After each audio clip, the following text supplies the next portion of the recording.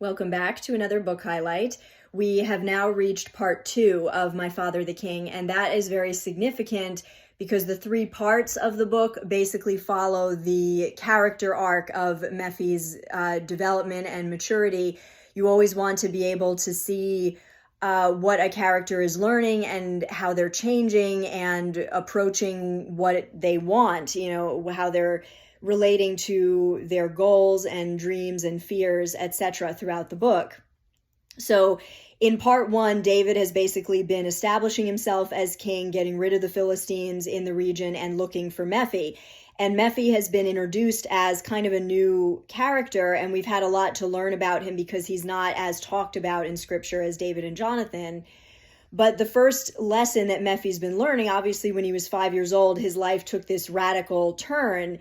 And throughout part 1, starting when he's 13, Mephi is having to break out of this mindset that he's been living in for so long, that he's cursed and he has no choice but just to hide from God until God finishes him off.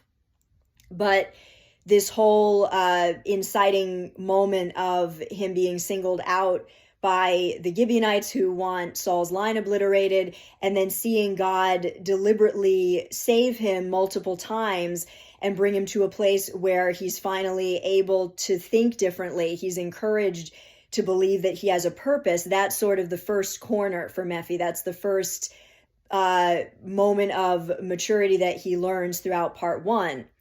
Part 2 has begun a different perspective for Mephi. He is now understanding that, sort of stepping more into his father's perspective, which is like, this is my father's legacy. This is what belongs to me, not Saul's anger and all of that. I don't need to carry that.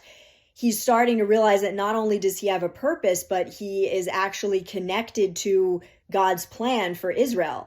That just because he's not David doing all these big things, he's still connected, and God's favor over David affects him and all Israel. And so he's been willing to believe that. But in part 2, it's 5 years later, and he's now 18. And he's in a place where a lot of us find ourselves, which is, whenever God gives us some kind of powerful revelation, a new way of thinking, it's so amazing and such a relief, and we want to hang out there and live off of that for a while. But when the excitement dies down and maybe it didn't manifest the way that we thought it would, or as big as we thought it would, we start to wonder, like Mephi, what actually is my purpose? Is this it? Is it, I'm kind of disappointed in the how narrow my world seems to be, especially if there's someone like David around you who seems to be doing very big public things for God. And the people around Mephi, sort of his mentors at the time, Ebenezer the carpenter, sort of gives him a different perspective and just basically points backwards. And I heard someone say a long time ago, I forget if it was an article or a message, but there was a minister who said, you are, at some point, you have to realize that right now in your life, you are living the answer to one of your past prayers. So whenever you start to feel like God isn't doing anything with your life, think about that. And that's basically what Ebenezer tells Mephi. 5 years ago, what did you want? You wanted to be able to get stronger physically, learn a trade, learn to shoot your bow like your father.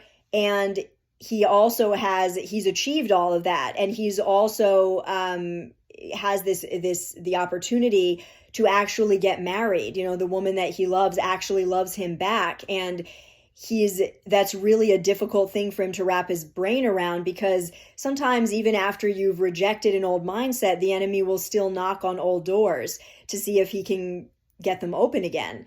And right when Mephi starts to embrace what God has given him, there's accusation and opposition waiting to rear up and try to ruin it, and just see if he will allow people's accusation and opinions to drag him down.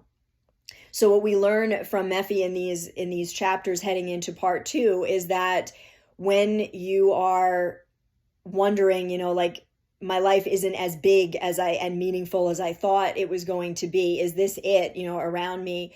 We have two options. We can either sulk that we are not as big as somebody else, and get stuck in comparison and allow people's accusations and opinions and the accusation of the enemy to keep us in a scarcity mindset where we refuse to move forward, or we can embrace the blessings that God has placed in front of us. And every time we do, every time we rejoice for the answered prayer that we are living in right now, and we choose to see progress and embrace progress, the progress God has given us, not somebody else's, there is always blessing and new layers of healing waiting in that. Just the fact that Kezi wants to marry Mephi, and that whole process of getting engaged to her shows Mephi another level of God's care for him and another level of how God sees him as a person. Now he gets to be a husband.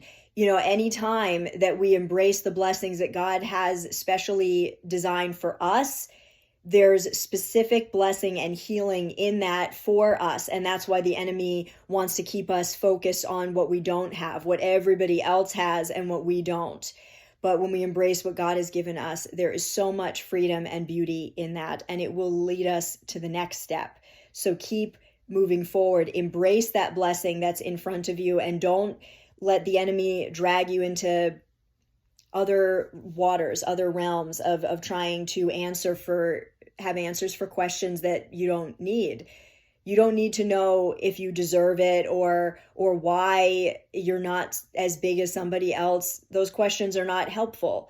Embrace what God has given you. Delight in your part, and you will touch the bigger part.